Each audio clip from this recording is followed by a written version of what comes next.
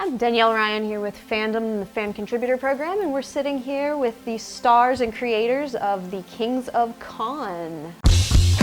I'm an actor. Like, I went to acting school for acting. Boom, there, I said it. Car service, airfare, hotel bars littered with women who love us. I'm Richard Speight. I'm Rob Benedict. And we are the Kings of of Con. Con. Yeah, we are. Well, you are likely at the largest con of the year. Yes. Granddaddy. How's that been so far? So far, it's been us inside looking at it through windows. But we've been to Comic-Con before, and we've been in the fray, in the mayhem, and it's truly madness. But it's fantastic madness. It's like It's fantastic madness. phantasmus, we call it. A good-looking woman at 12:40. Your other 12:40. That's 12:55. That's like 15 minutes ahead. What noon are you talking about? Straight ahead. We're facing different directions. Ahead of me. No. Straight ahead of me. Jesus Christ.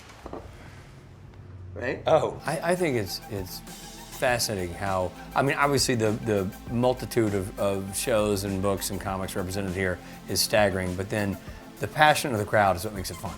Yeah, and then we can all embrace our quirkiness, right? That's what I love about living in Los Angeles. It's like, you know, you walking down Hollywood Boulevard, like, you know, or like walking down Sunset, like someone like, you know, with a big, like, you know, dressed like Chewbacca or whatever, just like walks in front of your car, you know, it's like, yeah, so anyway, you know what I mean? There's like nothing surprises you. And that's what I like here, is like seeing Harley Quinn eating a cheeseburger down the street, you know? I love that. Like everyone just comes out, embraces it, and everything. There are no surprises. No, and in fact, everything's safe. I think the guys who stand out are Exactly. like we look like we're cosplaying accountants. You know, like I'll do your taxes. But we are nailing it. Oh, we're in the pocket, man. I'm wearing a powder blue tuxedo and a wig. Yeah, you are, and you know what? You're wearing the out of it. So what are some of the craziest things that have happened at these supernatural conventions or on the show? Right, so, well, we, you know, so the idea was that, you know, Rich and I started this friendship. We have a very similar sense of humor. We never worked together on the show or anything. But just traveling the world together, you become close. And so we started writing down these funny little things that happened, and then ultimately that sort of were the seeds of our show. But the kinds of things we get ourselves into are like that, me flop sweating on the floor of Comic-Con, or like in real life, one time we went into New Jersey and we were on the 9th floor, and he was in room 911, I was in room 923, and I called his room, and I accidentally called 911, and the operator on the other end is like, you know, what's your emergency? And I thought it was him. I was like, ha. Anyway, my emergency is like, I want to get a beer, let's go downstairs. Anyway, long story short, I ended up hanging up on them in a panic when I realized what I'd done, ran down to his room, I'm telling him the story, and like knock, knock, knock, the cops are at our door. And we hadn't been in New Jersey 20 minutes, I had the cops at the door, you know? So like that's the kind of thing that's in our So show. we took that real story and obviously, you know, blew it up comedically and Right. made that part of an episode. Right. So every episode of the show has some element that really happened either to us or to one of our friends.